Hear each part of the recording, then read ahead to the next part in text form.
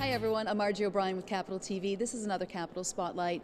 It isn't very often that you see a bill pass on the House floor unanimously, but that's what happened just days ago.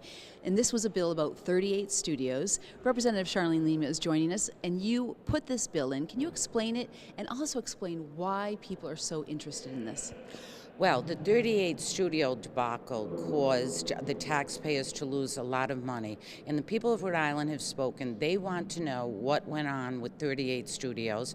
And a lot of the legislators who were here when that passed feel that they were tricked on the floor, and they want to know. So what this legislation would do, it would mandate that the state police and the Attorney General's office release any investigatory records related to 38 Studio that they came up with during their investigation.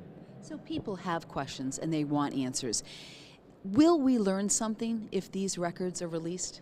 Oh, absolutely. I think we're going to learn a lot from this, because we're going to learn who talked to the police, who talked to the investigators, who didn't talk to the investigators, what went on. And while there were no charges filed, criminal charges filed during the 38 Studio debacle, this has happened in other cases. The Colonel Young case, they released that, and there were no charges there.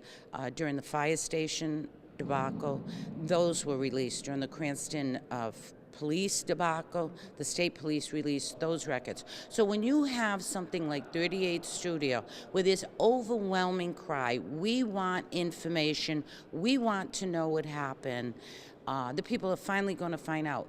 38 Studios really caused a loss of confidence with elected officials, with the public, and rightfully so. So they really deserve to know what happened. And so unanimously, bipartisan effort, the House passed legislation. We're going to get those answers for them. And were you surprised by that movement on the floor? I don't see how anyone could vote against it, because the public outcry has been there.